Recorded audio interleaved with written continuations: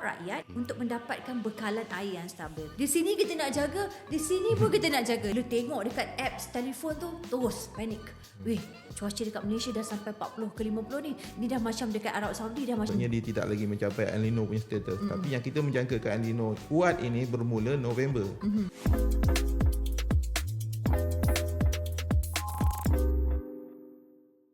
Bismillahirrahmanirrahim. Assalamualaikum warahmatullahi wabarakatuh. Bertemu lagi kita dalam podcast Air kita bersama saya Finansinos. Hari ini kita nak membicarakan tentang topik El Nino. Dan saya sangat yakin setiap kali korang ada dengar El Nino je, perkara pertama sekali yang akan terlintas dalam fikiran, kena beli aircon, cuaca panas ni. Sedangkan sebenarnya El Nino ini, bila saya baca dan bercerita dengan pegawai-pegawai kaki tangan MAT ni, ia lebih daripada itu. Ia memerlukan orang cakap apa, kesiapsiagaan, persediaan menyeluruh daripada sudut bekalan airnya. Terfikir tak bekalan air ni cukup ke tak untuk musim panas ni? Sektor pertaniannya pula bagaimana?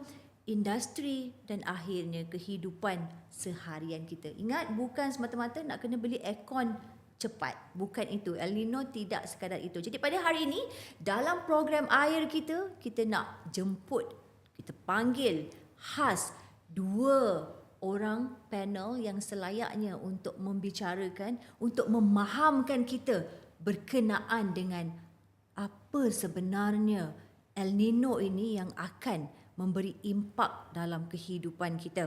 Dan saya terus perkenalkan dua panel kita. Assalamualaikum dan selamat datang kepada Tuan Ramlan Abdul Rahman daripada Jabatan Meteorologi Malaysia. Assalamualaikum Tuan Ramlan. Assalamualaikum warahmatullahi wabarakatuh. Terima kasih Tuan Ramlan kerana sudi bersama-sama dengan Air kita pada hari ini. Ya, kita berfungsi pada El Nino tu. Itu memang peranan kami lah. Ya, dan di sebelah Tuan Ramlan kami bawakan pengarah eksekutif SPAN sendiri, iaitu Lieutenant Colonel Insinyur Muhammad Jalaluddin Sulaiman. Assalamualaikum Tuan Jalaluddin. Waalaikumsalam. Ini orang kuat SPAN yang akan bercerita apakah persiapan, kesediaan SPAN dalam mengharungi musim El Nino ini. Dan tak nak buang masa, saya nak terus ajukan kepada mungkin Tuan Ramlan dulu berkenaan dengan setiap kali El Nino, Tuan Ramlan, masyarakat kita ni akan memberi fokus kepada cuaca panas sahaja. Macam saya cakap tadi lah, cuaca panas kena cari aircon. Untunglah syarikat-syarikat penghawa dingin. Jadi bagi pihak meteorologi sendiri, Tuan Ramlan, saya sangat yakin ada indikator ataupun petunjuk utama yang menyebabkan setiap episod El Nino itu dianggap signifikan sehingga memerlukan perhatian daripada pelbagai agensi kerajaan, termasuklah hari ini SPAN. Apa yang boleh saya ni kongsikan Pinas dan untuk pendengar podcast. Untuk El Nino kali ini, episod El Nino kali ini memang kita memberi perkenakanan disebabkan dia dikatakan antara El Nino yang kuat. Dia pernah, kalau untuk makluman lah, kita ada beberapa episod El Nino yang kuat, dipanggil Super El Nino. Super El Nino. Dia berlaku pada tahun 2015, 2016. Kalau ikut paya saya yang berumur seperti saya 1997, 1998. Dan ada lagi tahun 80-an 1982, 83. Tu kalau pernah melalui benda tu macam Pinas cakap tadi, dia bukan sekadar membeli alat penyaman udara. Dia menyebabkan keperluan untuk kesiapsiagaan menghadapi dua keadaan, iaitu bekalan air dan pada masa yang sama, masa itu adalah jerebu teruk.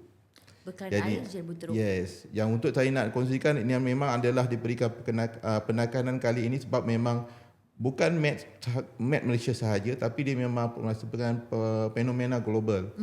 Bila kata El Nino ni umumnya dia melibatkan pengesanan atau petunjuk daripada yang berlaku di rantau tropik di lautan Pasifik, contohnya di bahagian tengah dan bahagian timur. Dia sekarang dalam menunjukkan proses pembentukan El Nino telah berlaku. Dan kalau ikut jangkaan yang dikeluarkan oleh Pertubuhan Meteorologi Sedunia WMO sendiri, memang beri perkenakanan bahawa dijangkakan bermula November nanti dia akan menjadi kuat sehingga awal tahun depan. Maksud Tuan Ramlan akan menjadi kuat, maksudnya pada November nanti cuaca panas akan... Maksudnya dia punya suhu permukaan laut akan jadi tinggi Ia akan mengurangkan taburan hujan di rantau kita. November, Disember merupakan musim hujan untuk negeri-negeri di pantai timur Semenanjung. Tapi kalau untuk makluman kalau Finas dan rakan panel aware ataupun kita boleh lihat awal tahun ini juga kita melihat negara kita mengalami cuaca yang agak panas. Ya. Itu kira normal tu. Itu dalam suasana normal, maksudnya di utara Semenanjung, di Perlis, Kedah, Pulau Pinang dan utara Perak mengalami masalah bekalan air, contohnya empangan ada yang orang kata merudum turun lah sehingga terpaksa dibuat operasi pembenihan awan. Itu merupakan untuk penyelesaian jangka pendek lah. Kalau kita lihat itu adalah keadaan normal. Tapi bila menyangkakan November hingga ke awal tahun depan, is a potensi ia berlaku, maka kita boleh menyangkakan keadaan itu akan menjadi lebih teruk lah. Berbandingkan kita boleh jadikan dia sebagai petunjuk pada kita untuk buat persediaan. Jadi yang kita nak awal-awalkan El Nino kali ini memang Pertubuhan Meteorologi Sedunia WMO telah di bawah gagasan inisiatif Early Warning for All telah meminta agensi meteorologi sedunia yang terlibat untuk memaklumkan dengan negara ataupun mana-mana agensi yang terlibat untuk buat persediaan lah. Sebab memang dia mengesan. Saya rasa ini adalah satu benda yang perlu dipandang serius lah. Saya rasa even di peringkat meteorologi pun kita telah mewar-warkan di peringkat kerajaan sendiri untuk di Majlis Tindakan Ekonomi Negara pun akhirnya telah dimaklumkan untuk bersedia. Jadi mungkin rakan-rakan yang terlibat dengan pengurusan sumber air pun telah dimaklumkan, diberikan taklimat. Dan Jabatan Meteorologi kalau umumnya kita telah setiap bulan kita akan mewar-warkan status El Nino tu. Untuk dibuat membuat persediaan yang sewajarnya. Yang mana impaknya akan dirasai pada November? Impaknya dia sebenarnya kita sekarang berada dalam monsun barat daya. Secara umumnya monsun barat daya ini adalah dia punya taburan hujan dia memanglah kurang berbanding dengan bulan lain. Betul. Kalau kita di pantai barat ni kita ada dua orang kata taburan hujan yang tinggi, kita intermonsun kita iaitu bulan April dan bulan Oktober. Tapi bila berlakunya musim barat daya ada dan juga terbentuknya El Nino-nya, potensi maksudnya bekalan taburan hujan tu akan berkurang bermula sekarang lah. Tapi mungkin selepas ini masuk bulan, sebab kita musim barat daya ni sehingga September. So mungkin kalau fasa musim barat daya ni kita kena lihat dia punya fasa pula. Selalunya dalam bulan 8 ke 9 dia adalah fasa yang orang kata kemuncak dia. Kalau mungkin jadi kering, tapi mungkin bila masuk bulan Oktober dalam keadaan yang untuk secara tempatan atau lokal punya efek, bulan Oktober tu ada hujan. Baik. Jadi kita kembali orang kata hampir kepada taburan hujan yang normal lah. Tapi bermula November tu dia akan ada implikasi pada El Nino pula. Ya. Cuma Encik Ramlan, secara ringkas berdasarkan data Met ketika ini, adakah kita sedang berdepan situasi yang membimbangkan atau masih berada dalam keadaan terkawal? Okey, kalau kita lihat secara umumnya kita tengok daripada segi taburan hujan ni kesan daripada keadaan cuaca, corak cuaca yang berlaku pada awal tahun yang lalu, ada beberapa negeri yang masih memohon untuk diadakan operasi pembenihan awan. Itu adalah impak kepada dia untuk memenuhkan dia punya orang kata empangan, paras air di empangan. Bagi kita, kami benda tu orang kata daripada segi status cuaca panas itu sendiri dia dah berkurangan lah, tapi masih lagi berlaku. Dan kalau kita lihat dalam beberapa kebelakangan ini kurangnya kawasan status cuaca panas atau gelombang haba dikeluarkan oleh Met lah. Jadi dia dalam keadaan masih dalam normal. Tapi yang kita nak supaya masyarakat bersedia lah. Supayanya bila dah ada petunjuk dan kita mesti membuat perancangan dan orang ramai aware benda ni akan berlaku dan melanda dan kita tidaklah orang kata tidak bersedia kan. Betul. Baik. Kepada Tuan Jalal, bila Met mula mengeluarkan amaran awal seperti ini, Tuan Jalaluddin, apakah tindakan pertama yang selalunya diambil oleh SPAN? Dan adakah terdapat satu trigger point, orang panggil, tertentu sebelum pelan kesiapsiagaan diaktifkan? Sebenarnya isu El Nino lah yang telah dimaklumkan oleh sahabat saya Ramlan ni adalah perkara yang berulang pernah berlaku kan 10 tahun lepas 2015 dan sebelum tu. Cuma kalau saya dengar tadi timbul kerisauan juga kan, macam kerisauan. Cuma saya nak highlightkan di sini supaya rakyat jangan panik. Jangan panik. Sebenarnya persediaan ni telah dibuat awal lagi dari pelbagai agensi yang terlibat lah, termasuk pihak SPAN sendiri yang terlibat secara langsung dengan perkara ni. Dan untuk makluman, bukan sahaja El Nino yang persiapan kesiapsiagaan kita, termasuk juga La Nina yang akan datang ni, mungkin banjir bila menjelang bulan 10. Dan kita tengok pun macam hari ni masih mendung. Dan semalam pun dari pagi hujan. Jadi, tapi persediaan tu amat penting. Sebab itu dari data-data yang kita ada, sememangnya El Nino ni akan berlaku. Jadi pihak SPAN sebenarnya kita ada mengawal selia, ataupun kita ada mengawal selia semua yang melibatkan empangan, yang melibatkan bekalan air. Dan kita ada war room, kita panggil war room lah. War room. Dan dari war room tu public boleh tengok. Kita akan update setiap hari kedudukan dam, empangan ni yang melibatkan bekalan air, air. Dan buat masa sekarang pada saya masih terkawal. Masih terkawal, dan pelan kesiapsiagaan kita juga memang telah ada dengan kita ada tanker, kita ada static tank yang jika ada keperluan kita akan mobilize perkara itulah ke negeri-negeri yang terlibat. Sebab kita bergantung kepada pihak operator itu sendiri. Pihak operator kita ada MOU ataupun ini persefahaman antara operator untuk membantu satu sama lain jika perkara ini berlaku. Tapi pada saya dia masih sangat terkawal lah sekarang. Kecuali dia berlanjutan sehingga tahun hadapan. Kerisauan kita untuk bekalan air adalah pada 2027. Sekiranya empangan yang terlibat dengan bekalan air ni tidak mencapai 90% ke atas pada Januari 2027. Buat masa sekarang empangan masih di peringkat yang baik, terutama di Selangor, kecuali kebanyakan negeri, kecuali di Perlis 1 Timah Tasuh yang kita anggap pada level 30% lah, 30%. Kalau ikut war room kita, level tu adalah level critical. Tetapi level critical tu bukan bermakna air tak ada lah. Air masih boleh disalurkan atau boleh dirawat macam biasa, normal. Lagi sehingga 3 bulan tak ada sebarang masalah lah.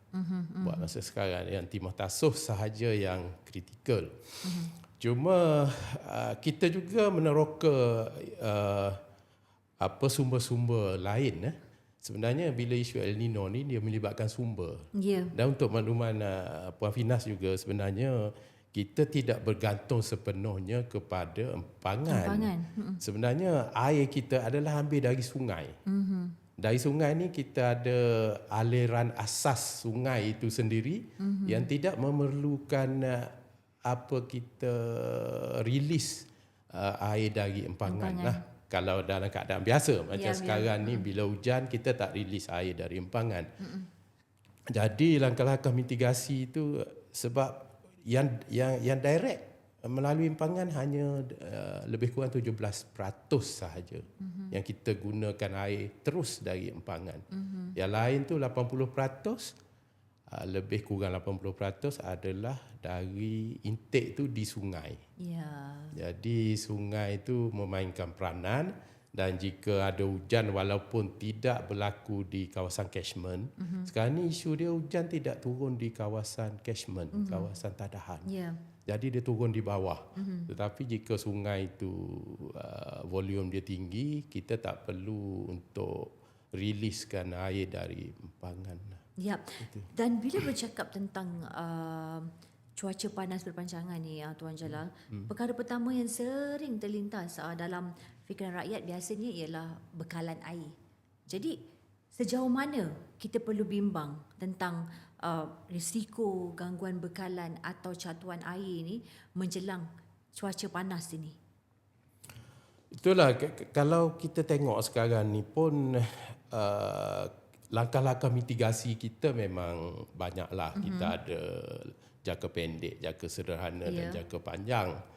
Dan dari segi jangka pendek itu kita macam tadilah kita akan cari sumber-sumber air yang berdekatan seperti tasik-tasik sedia ada yang boleh disalurkan jika berlaku ketidakcukupan bekalan di loji-loji tertentu.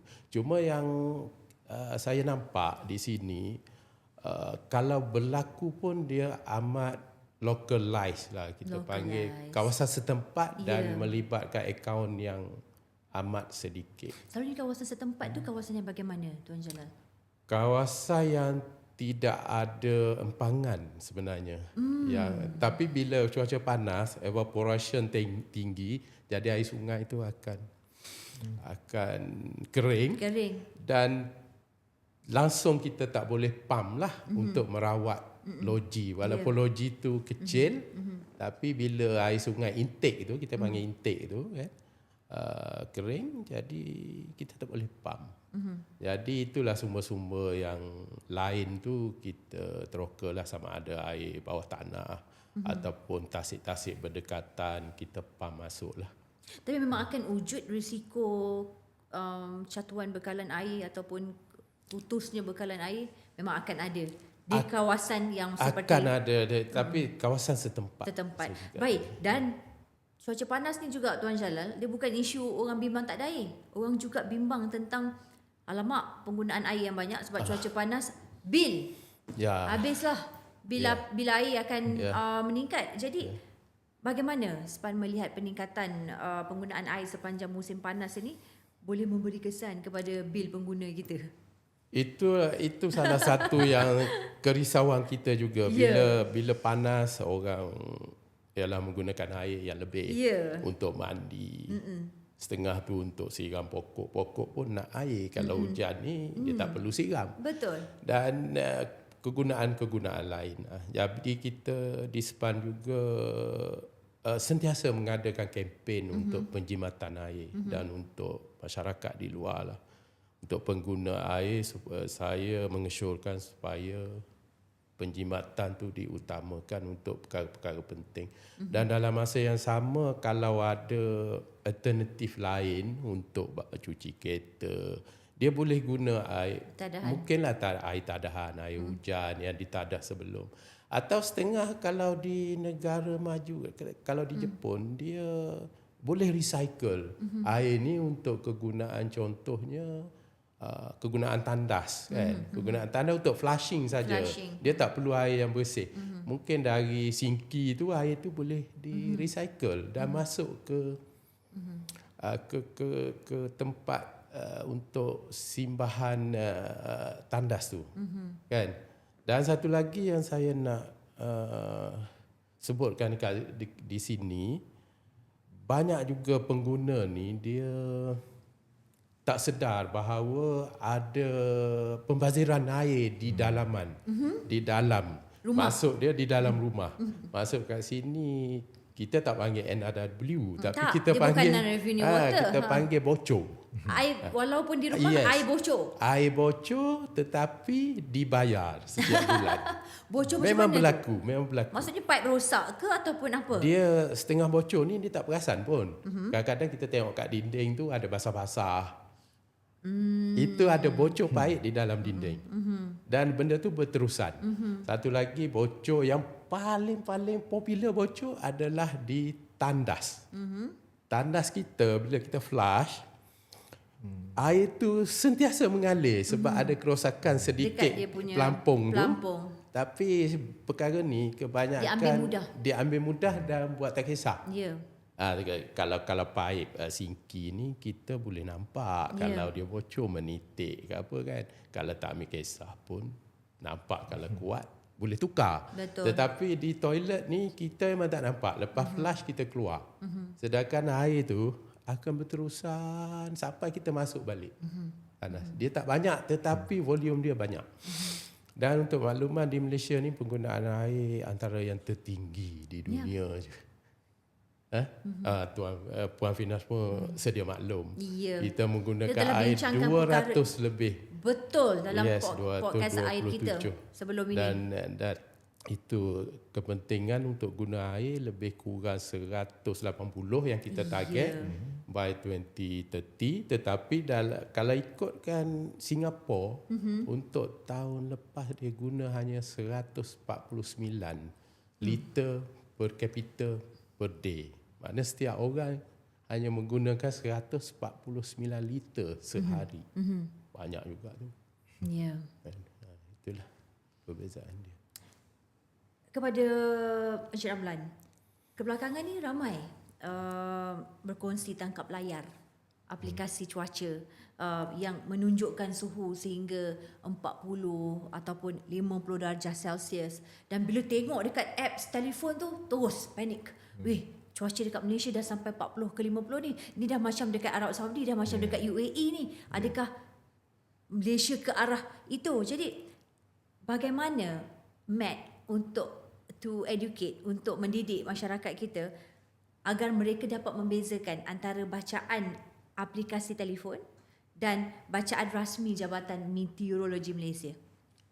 Okey, merujuk kepada senario tersebutlah. Kalau kata diorang gunakan device lah, maksudnya apa-apa alat yang untuk mengukur suhu lah, suhu persekitaran mengikut kaedah mereka lah. Cuma untuk itu adalah untuk memberikan satu nilai kepada suhu ni, di mana ada satu standard ataupun guideline yang perlu dipatuhi lah. Macam MET, kita memang mengikut guideline yang telah ditetapkan oleh Pertubuhan Meteorologi Dunia supaya bacaan kita ini diterima pakai seluruh dunia. Ya. Jadi apabila device ni dia agak terdedah, maksudnya digunakan daripada alat, sama ada pengukur itu daripada apa-apa tools yang gunakan, tidak ada control line, maksudnya tidak recalibrate semua benda tu. Dia akan memberikan bacaan yang berlainan. Maksudnya bacaannya selalunya adalah tinggi lah. Maksudnya dia pendedahan direct daripada sumber matahari. Kalau macam kita takkanlah kita nak ukur, kalau kita ambil keadaan kita ukur di tanah tempat jalan tar, dia panas lah kan. Lain. Kalau ada melibatkan pantulan cermin semua tu, dia akan mempengaruhi bacaan. Jadi dekat sini kita nak orang ramai, kita sebagai orang kata agensi yang dipertanggungjawabkan untuk elemen meteorologi seperti suhu ini menggunakan satu bacaan yang standard. Bukan kita menafikan orang ramai untuk itu, adalah mereka punya right untuk orang kata mendapatkan info untuk buat persediaan. Betul. Bila dia dapat bacaan suhu tinggi, tapi itu adalah bacaan untuk diri dia, untuk dia buat sama ada dia mengambil langkah-langkah berjaga-jaga lah. Maksudnya suhu tu panas, tapi bacaan itu tidak boleh mewakili untuk suhu untuk satu kawasan tersebut. Sebab kita memang ada standard dia, berapa meter kita letakkan kita punya alat pengukur ataupun termometer tersebut. Dia memang itulah bacaan yang akan diterima pakai. Kalau kita pergi di mana-mana pun itulah bacaan yang standard. Umpama macam ni lah, kita ambil cerita, kalau doktor ini mengukur suhu pesakit, dia kena ukur di mana? Selalunya dia akan letakkan di bahagian yang sepatutnya lah kan. Di ini mana-mana diukur. Tak diletakkan kat mana bahagian yang bukan standard. Ya. Kan betul, untuk suhu badan manusia Suhu kan, badan. doktor selalu ukur kat mana kan. Jadi Kanan telinga, mulut, bawah ketiak. Itu saja kan. Dia tak ukur, sahaja. dia tak touch kat mana. Tak, Okey. tak ada kat lutut. Jadi dekat situ dia adalah satu standard. Ya. Jadi kita tidak menafikan orang ramai itu adalah orang kata inisiatif dia untuk tahu kawasan panas. Tapi dia tidak boleh kata suhu yang didapati itu tidaklah untuk mewakili untuk kawasan tersebut. Ya. Itu antaranya. Waktu yang kita berbalik kepada penciptaan saya tadi, yang status cuaca panas yang kita keluarkan itu, dia ada satu guideline. Apabila dia mencapai, dia ada 3 keadaan tahap lah. Dia ada kita bagi kuning, jingga dan merah. Setakat ni alhamdulillah kita hanya mencecah sehingga jingga lah. Yang merah belum lagi sebab dia melebihi 40 darjah Celsius. Yang itu pernah berlaku, tapi itu sekali. Bacaannya itu tahun 98 lah. Itu last kita dapat merah. Itu bukan suhu paling tinggi lah. Dia bukan merah. Maksudnya bila merah ni dia kena berturut 3 hari. 3 hari. 3 hari berturut-turut suhu tu mencapai, kalau kita ambil kuning. Kuning dia mesti 35, darjah Celsius tak mencapai 37. Tapi dia berturut 3 hari. Dia mesti ada tu. Sebab suhu ni besoknya mungkin dia akan berubah kan. Yes. Jadi dia akan mempengaruhi. Jadi kita ada bacaan yang standard. Itu adalah ukuran kita lah. Dan apabila tahap-tahap cuaca panas, gelombang apa kita keluarkan, dia adalah untuk tindakan kepada untuk komuniti ataupun kita kata mungkin kita punya bacaan ni untuk sekolah selalunya pendidikan. Jadi dia boleh buat untuk mengurangkan aktiviti di luar untuk orang veteran, orang lama lah, orang tua yang boleh terjejas dengan cuaca panas kan. Jadi itu ada langkah-langkah mitigasi yang boleh dibuat lah. Jadi saya nak tekankan supaya orang ramai you boleh guna, tapi benda tu tidak boleh mewakili sesuatu kawasan tersebut lah. Sebab kita sebagai agensi yang dipertanggungjawabkan, kita ada data kita, itulah data yang akan represent. Kalau kita pergi di mahkamah pun data itu yang akan diterima pakai.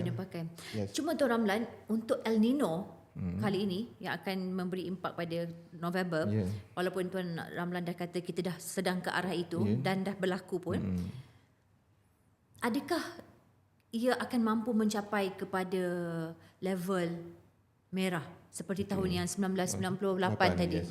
Okey, kalau kita lihat ada potensi tak? Ada potensi dia boleh berlaku. Kita ambil kalau kita ambil awal tahun inilah tahun 2026 kita lihat di kawasan utara, tapi dia tidaklah mencapai aras merah lagi sebab selepas dia berapa 3 hari berturut dia sampai jingga. Patutnya kalau dia boleh terus lagi dia akan jadi merah. Itu adalah dalam keadaan yang hampir normal. Maksudnya dia tidak lagi mencapai El Nino punya status. Tapi yang kita menjangkakan El Nino kuat ini bermula November. Dia sekarang ke arah ni kan dia kesankan dia El Nino lemah. Dia weak, dia akan moderate. Mungkin dia makan masa, lepas tu dalam bulan November sama ada dia punya bacaan, sebab kita El Nino dia dibacaan untuk 3 bulan accumulated. Dia akan didapatkan. Macam sekarang kita akan dapatkan bulan Jun adalah bacaan untuk daripada bulan April, Mei, Jun. So kita akan dapatkan purata kan. So bulan nanti Jun, Julai, Ogos adakan bacaan dia, ada punya indeks tu. Jadi November sampai awal tahun depan berpotensi sebab boleh, bukan saya nak menakut-nakutkan, bukan saya nak menimbulkan. Tak, untuk dia untuk kesiapsiagaan supaya kita boleh gambarkan yang awal tahun ini yang saya nampak kita pun rasa dia sebenarnya normal. Kalau ikutkan di utara Semenanjung, di selepas bulan Disember kita punya hujan ini akan bergerak ke selatan. Kalau kita kata orang pantai timur dah aware lah, dah tahu pun. Dia akan mula November, selalunya hujan tu akan lebih tertumpu di Kelantan, Terengganu. Bila Disember dia akan turun Kelantan mungkin terjejas, kurang terjejas Terengganu Selatan ke Pahang ke Johor. Dia bergerak tu. Tapi negeri di utara Semenanjung, Perlis, Kedah, utara Perak macam Tuan Jala cakap tadi, akan masa tu dia punya challenging masa tu hujan dah kurang. Dia adalah fasa musim timur laut. Kada negeri pantai barat Semenanjung, terutama di utara Semenanjung, dia adalah fasa kering. Yang kita khawatir dengan Tuan Jalal, saya risau sebab kita kena ada gambarannya supaya bila El Nino tu bulan November dia bermula. Implikasinya November, Disember, Januari, Februari, Mac. Ni 3 bulan selepas awal tahun tu yang Tuan Jalal cakap tu kita risau. Dia boleh implikasi yang dia boleh juga ada potensi untuk suhu itu melebihi 40 darjah Celsius ke potensi kan. Itu bukan akan boleh menjejas. Even yang Timah Tasuk Tuan Jalal cakap tadi itu pun ada implikasinya, kesannya pada ketika awal tahun ini punya cerita pun. Timah Tasuk. Kalau saya sebenarnya saya dulu terlibat dengan operasi pendanaan awal. Saya boleh bagi gambaran lah di utara Semenanjung ni, Timah Tasuk di Perlis, Pedu Mudah ni. Dam dia. Kalau ikut Pedu lebih pada storage lah. Kalau saya lah, tapi yang catchment yang paling besar adalah Mudah. Mudah punya catchment kalau you buat operasi pendanaan, dia punya catchment tu kalau hujan kat situ je cukup. Boleh menampung untuk utara. Itu sebab kita tengok isu selain pada bekalan air untuk orang ramai, dia adalah bekalan air untuk pertanian. Yang itu industri pertanian kita boleh terjejas lah. Kita kena melihat dia lah. Yang itu saya bila bagi saya lah apabila kita mengesan benda-benda seperti ini, dia impactnya bukan sekarang. Macam kita kata suhu sekarang kita berada dalam musim barat daya. Kalau ikut biasa lazimnya, musim barat daya ni dia kurang hujan. Tapi alhamdulillah kan, kita bersyukurlah kan 2-3 hari ni untuk negeri selamanya di pantai barat Semenanjung sebelah kita ni ada hujan. Itu ada impact yang lain lah. Yang saya cakap tadi Taufan mungkin ada di laut di berhampiran di Filipina tu, dia punya keadaan taufan tu mempengaruhi pembentukan. Tapi mungkin untuk jangka masa pendek, tu kita akan kembali kepada musim barat daya, dah kembali panas balik. Orang kata cuaca ni macam pelik kan, kejap ni kan, tapi dia secara normalnya untuk long term, untuk jangka panjang dia akan kering. Tadi Tuan Ramlan dah menyentuh tentang impaknya El Nino ni pada agro makanan, pertanian. Secara ringkas dia, sebelum saya nak pergi kepada Tuan Jalaluddin, apa yang kita boleh jangkakan untuk El Nino November ini. Okey, Untuk kalau rumah kita makanan lihat, kita. kalau sebenarnya sebelum saya dalam podcast ini, saya juga diberi peluang untuk bersama dengan Jabatan Pertanian lah. Dia orang adakan seminar untuk musim barat daya je. Yalah. Tapi yang saya tekankan dalam masa saya punya taklimat ialah dia orang kena jangkakan keadaan yang lebih kurang sama pada awal tahun ini. Akan 2026, berulang. tapi akan boleh berulang Malah ataupun lebih jadi dia kena rancang lah. Maksudnya penanaman padi itu macam mana? Ya, ya. Dia kena plan. Sebab memang isu untuk penanaman padi adalah bila air nak dilepaskan. Ya. Sebab saya sebelum ni saya pernah berpeluang sebagai bertugas sebagai di Utara Semenanjung sebagai pengarah meteorologi Pulau Pinang. Kami kerap adil untuk dengan para petani ni. Dia tak nak tanya pun El Nino dia tak nak. Dia tahu air bila nak lepas kan. Ya. Jadi bila kami terang kan, dia tak faham ni, dia kata kami tak nak tahu El Nino, betul. Tapi El Nino ni mewajibkan agensi pertanian ni yang terlibat ni nak merancang, nak lepaskan bila tu kan. Sebab dia ada pasar-pasar dia untuk pertanian kan. Lepas air untuk apa, lepas nak apa tu, nak ni tak ada air untuk nak tuai kan. Macam itulah. Jadi saya dah maklumkan Jabatan Pertanian dan rasanya dia orang pun dalam tindakan mitigasi lah untuk dia merancang rancangan itulah. Sebab tu pentingnya program seperti Air Kita ni, Tuan Jalal dan Tuan Ramlan. Saya sangat melihat bahawa supaya kita tak ada that kemarahan yang membuta tuli. Kita dah bersiap sedia sebab kita dah dengar program-program macam ni, kita dah boleh anggarkan apa risiko, apa jangkaan, apa yang perlu kita persiapkan untuk menjelang musim-musim yang kritikal sedemikian. Kita tak naklah nanti kerajaan ni tak bagi tahulah ni. Sedangkan kita di program Air Kita dah macam-macam kita sembangkan. Ya, mungkin hari ini agak sedikit teknikal kita punya perbincangan, tapi ia sangat penting untuk kalian pengguna dan juga orang industri juga, khususnya bila bercakap tentang El Nino ni, bukan para petani pesawah saja, bercakap tentang tentang industri ni. Tuan Jalal, kita tahu Malaysia kini dah menjadi hub kepada industri berteknologi tinggi yang memerlukan penggunaan air yang besar dan konsisten. Kat situ yang penting tu, besar dan konsisten. So tak nak SPAN kena perah kepala, perah tenaga to make sure. Jadi bagaimana SPAN memastikan keperluan industri ni, Tuan Jalal, dapat dipenuhi tanpa menjejaskan hak rakyat untuk mendapatkan bekalan air yang stabil. Di sini kita nak jaga, di sini pun kita nak jaga. Dua-dua tak boleh kurang. Macam mana ni Tuan Jalal? Okey, itu soalan agak susah juga tu nak jawab kan. Tapi perlu Cuma dijawab. boleh saya ulas dulu yang ni sikit teruskan tadi. dulu. Boleh. Sebab pertanian kita, empangan ni ada perkongsian antara pertanian dengan bekalan air lah. Betul. Jadi di situlah saya boleh nampak di situlah yang kita boleh buat pilihan. Macam bekalan empangan pun dia ada pilihan. Bila kritikal, dia lebih utamakan untuk air minum lah. Dan pertanian tu sebab kalau ikutkan pertanian menggunakan lebih kurang 70 hingga 80%. Cuma baki tu dan 20% sahaja yang digunakan untuk minuman ni, untuk bekalan air. Jadi itulah kita pun terkesan juga kan.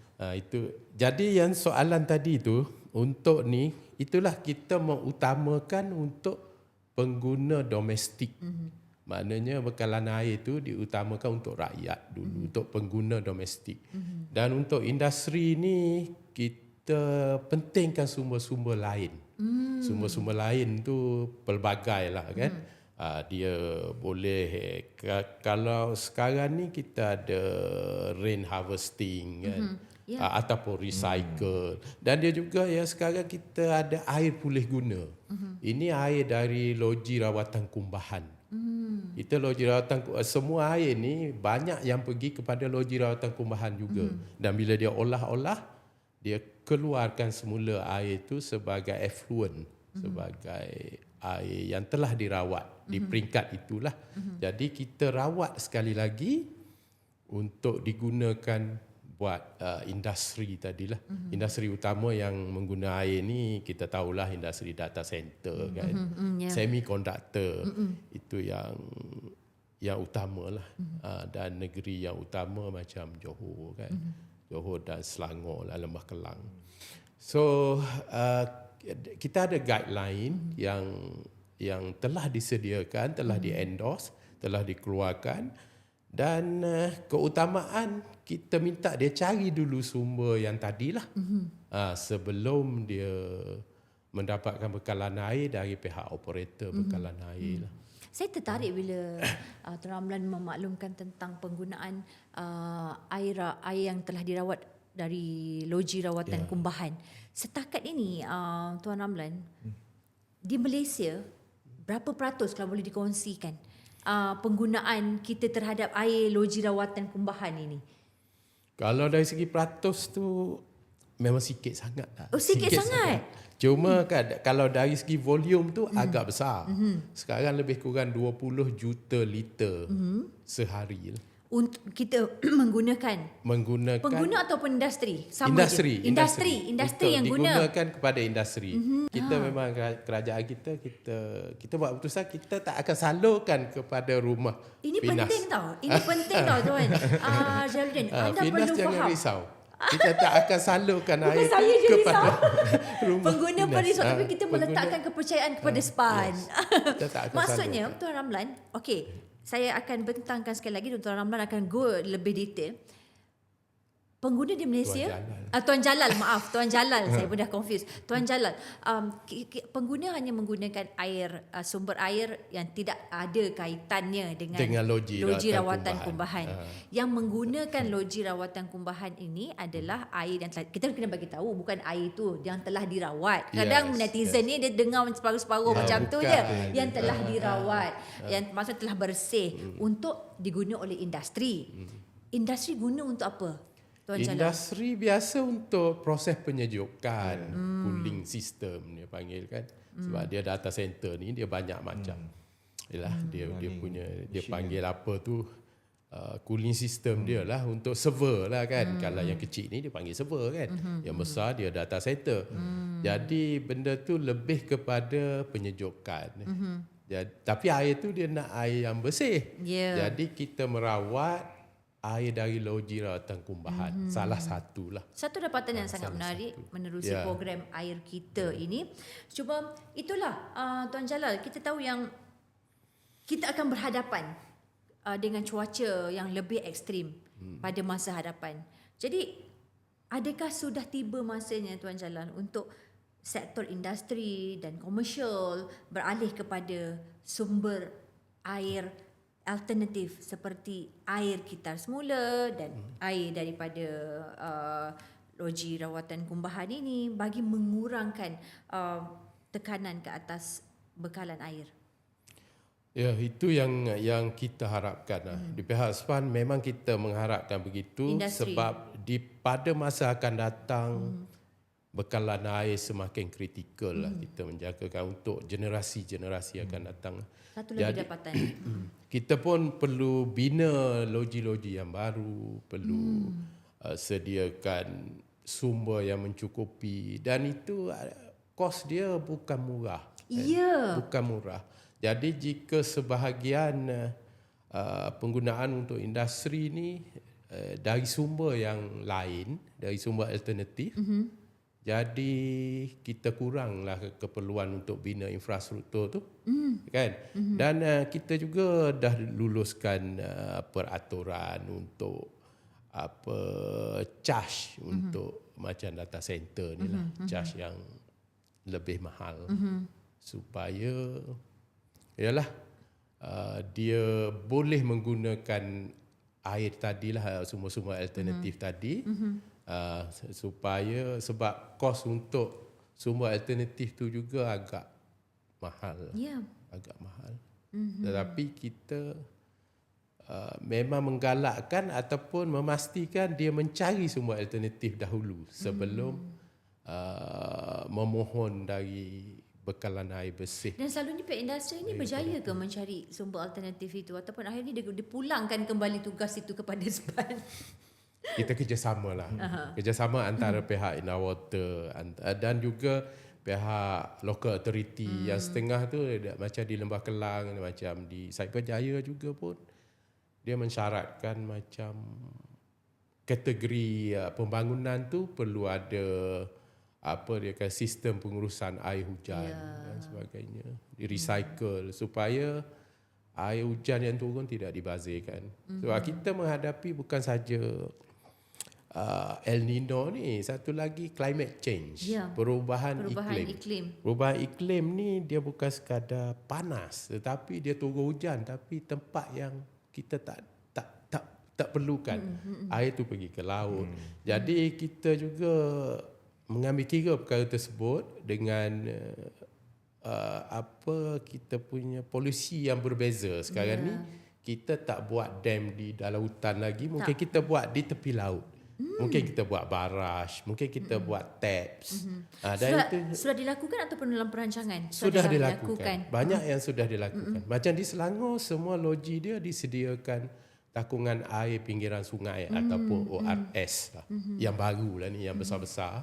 Jadi bila berlaku sebarang isu sumber air yang dari sungai, yang dari empangan ni, dia boleh gunakan dia panggil sistem jaminan air mentah. Pernah dengar tak Finas? SJAM, sistem jaminan air mentah ni. Maknanya kalau ada pencemaran, kalau ada apa, dia boleh guna untuk sementara waktu. Ya.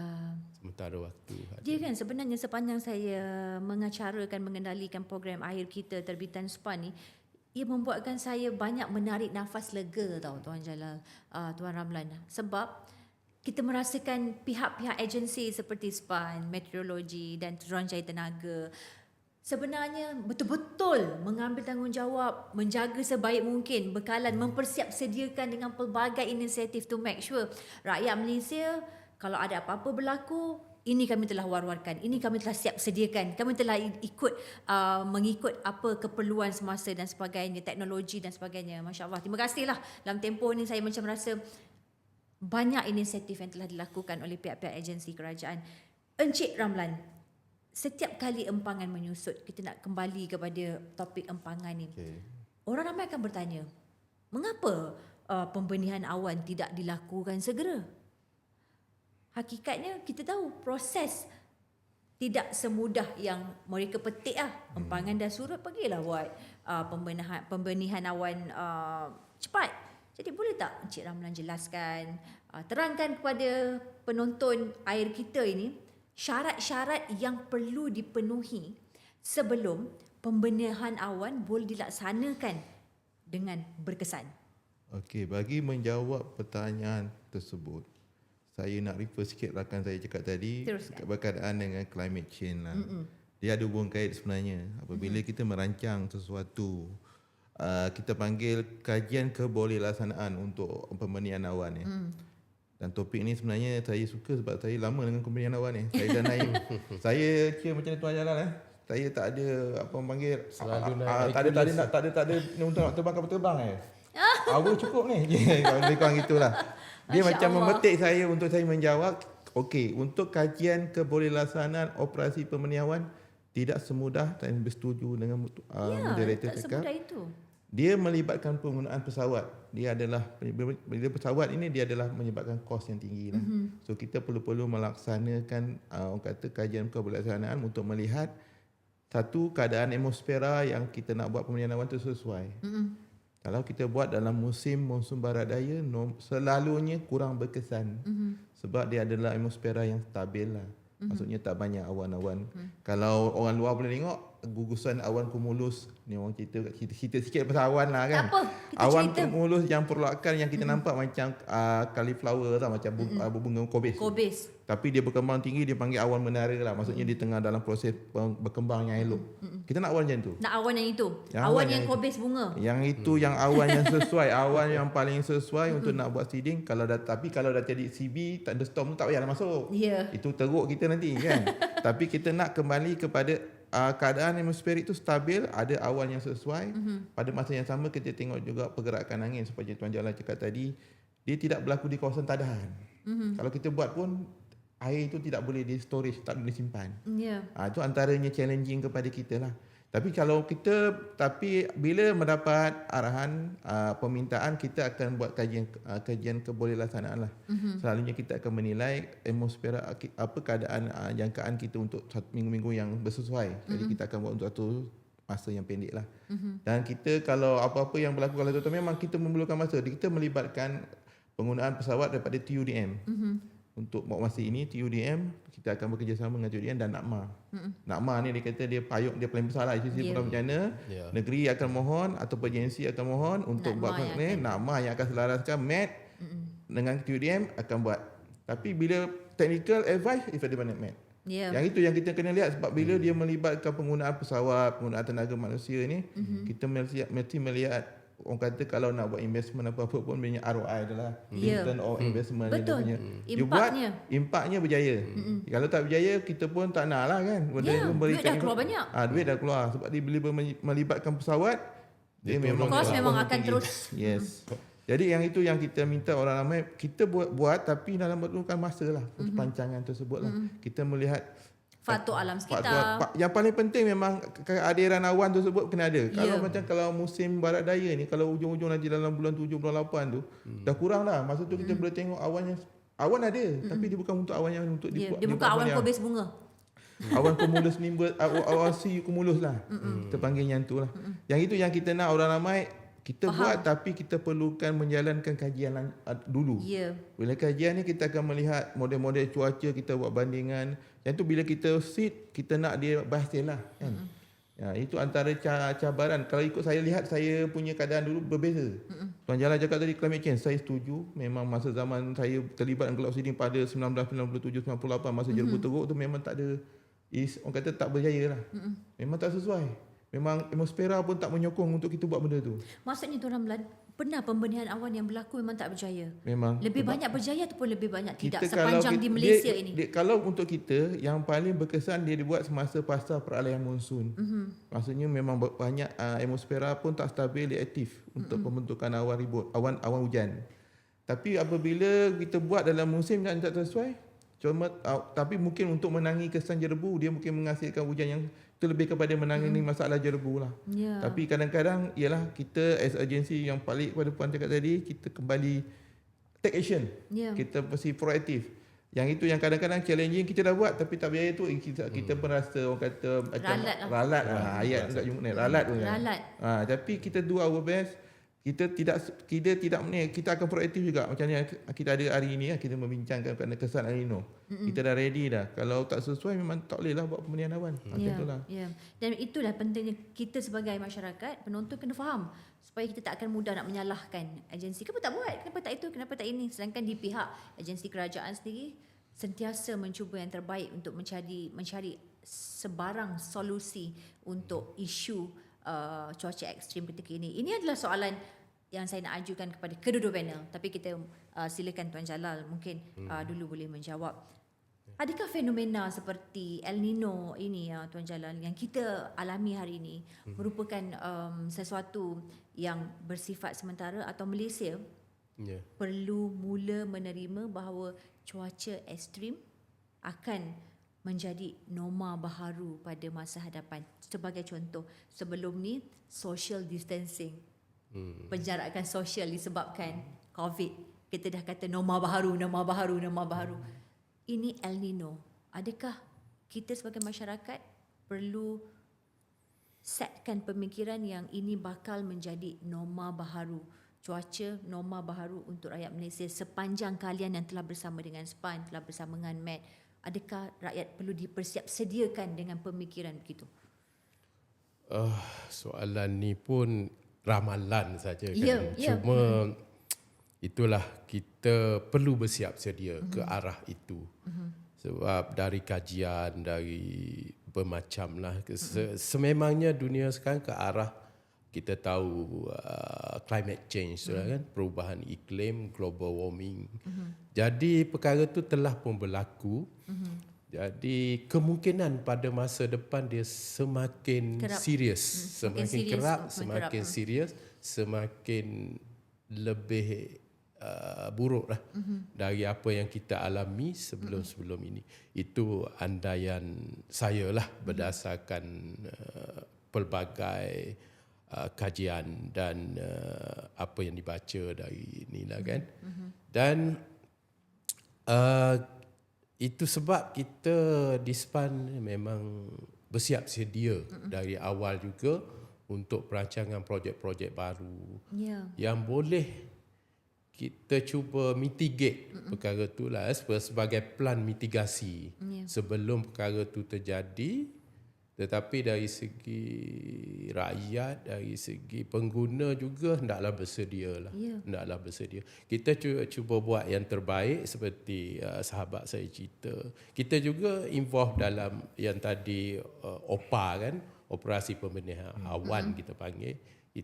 Saya pun ada dalam musyawarah jawatankuasa induk yang bersama NAKMA dan bersama ATM, bersama MEC. Sebenarnya MEC ni saya tabik sebab nak naik kapal terbang tu kan, sebab saya tak hadir itu hari, tapi sebab saya ada hal lain ketika itu dan staf saya hadir, dia cakap bukan mudah dan keberanian jugalah. Saya rasa Tuan Ramlan kena huraikan apa yang dimaksudkan oleh Tuan ni sebentar lagi.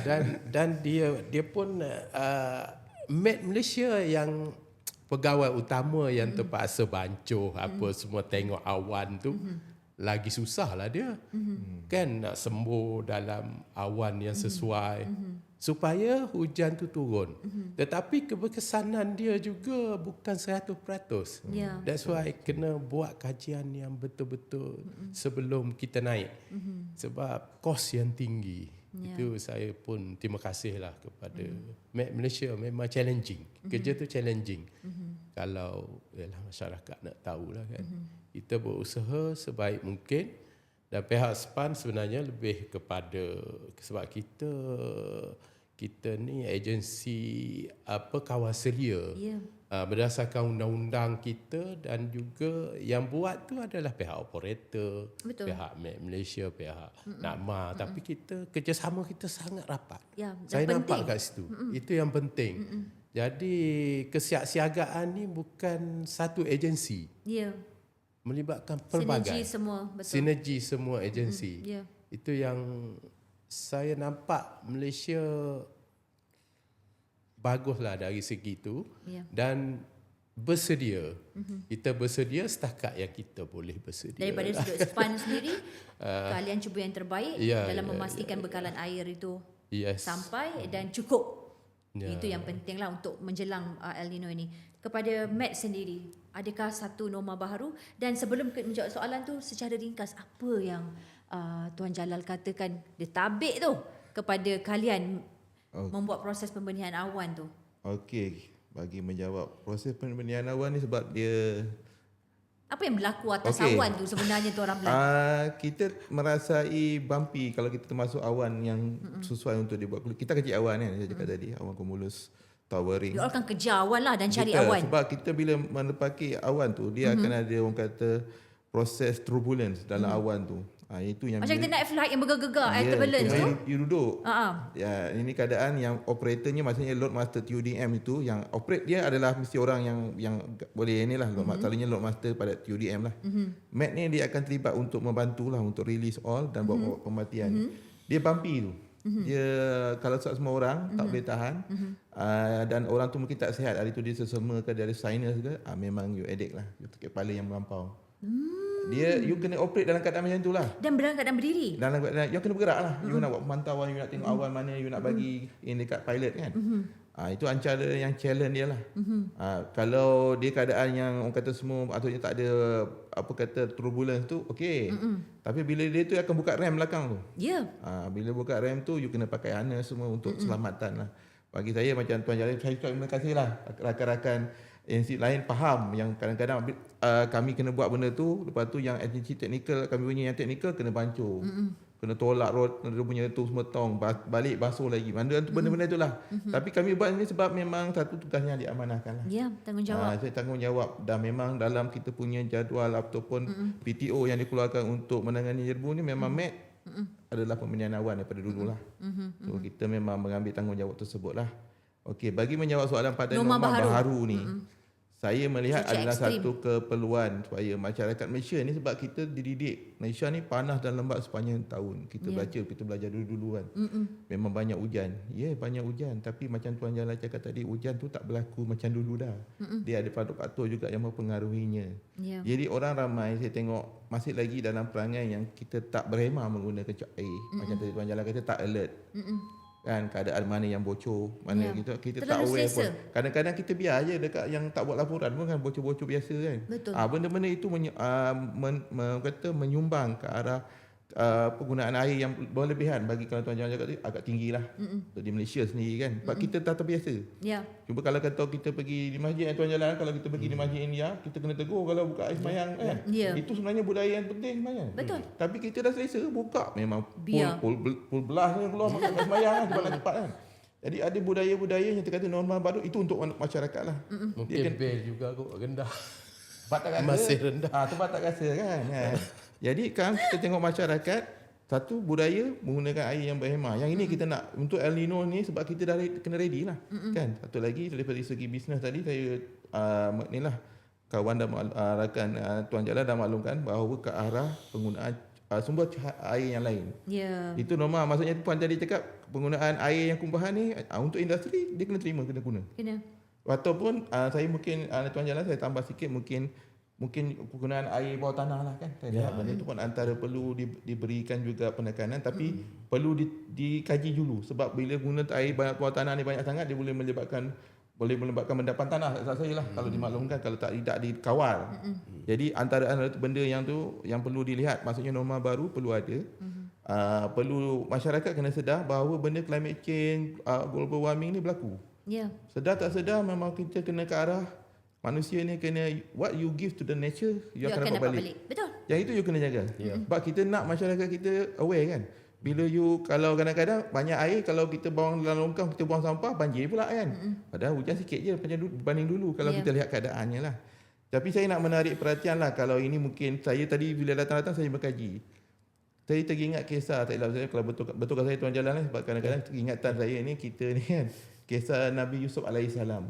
Kalau kita lihat ada diceritakan pada kita, pernah dia mendapat ilmu lah, dia ilmu kan. Dia meramalkan bahawa Mesir masa tu nak menghadapi cuaca kemarau yang panjang. Kemarau yang panjang. Yang saya lihat macam inilah. Kalau kita ada ilmu macam dia buat persediaan. Kita melihat apa yang diamalkan dalam cerita-cerita Nabi yang tadi macam Yusuf alaihissalam ni, dia telah bersediakan negara dia untuk menghadapi bencana kemarau lah. Kita dalam kisah kita. Yang macam kita ni, kita boleh ambil pendekatan apa yang kita perlu buat. Kita jaga hasil pertanian semua dah ready untuk bersedia kan. Sumber air kita macam mana. Yang saya lihat kat situ, yang kita kena buat bukannya kita melihat climate change ni dah berlaku. Dia akan menyebabkan, dia kata dalam kehidupan kita ni sampai bila lah, sampai kalau dia akan berlaku berterusan. Dan kita boleh melihat sebab banyak-banyak negara yang dekat dengan pantai dan yang dekat dengan laut, dia dah mula pindahkan dia punya penduduk sebab pantai akan mula tenggelam. Akan meningkat. Sebab paras laut meningkat. Kan? Itu adalah kesan-kesannya kan. Sebabkan perubahan iklim. Yes. Jadi pada industri yang berbalik pada norma tadi, dia kena terima lah. Betul. Kan? Penggunaan. Tapi saya tak tahulah, mungkin kalau di negara Teluk kita lihat dia suling air laut kan. Tapi macam kita mungkin belum ke arah itu. Tapi kalau ada possibility, kalau kita tak boleh nak ni kawal, Itu antara antaranya lah. Tapi yang saya lihat banyak juga dulu kita kita ni banyak kolam takungan air kat Malaysia ni.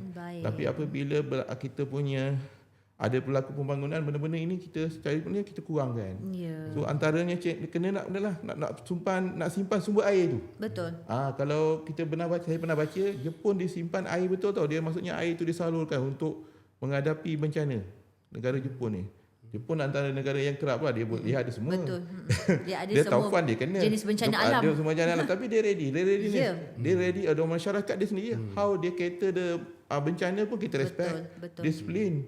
Kan? Kembali kepada sikap rakyat. Sikap rakyat dia, kalau kita tak cerita lah yang sikap dia jaga semua kan, teratur, disiplin tu ada. Betul. Itu yang saya boleh kongsikan lah. Baik, terima kasih kepada Tuan Ramlan dan juga Tuan Jalal untuk perkongsian dan pencerahan untuk topik El Nino kita ini. Dan saya kira anda sebagai penonton dan saya sendiri pun selaku moderator memperoleh banyak isi penting yang perlu sediakan menjelang November ini nanti. Cuma sebagai kesimpulan ringkas daripada saya lah, kita tahu bahawa El Nino ni mungkin fenomena alam yang di luar kawalan kita. Jadi apa yang kita perlu buat adalah melakukan perubahan di dalam kawalan kita. Seperti apa? Itulah dia yang dibincangkan oleh Tuan Jalal dan Tuan Ramlan sebentar tadi. Pelbagai perkara yang boleh sediakan. Selain daripadanya, antaranya adalah apa? Jimatkan air. Jimatkan air.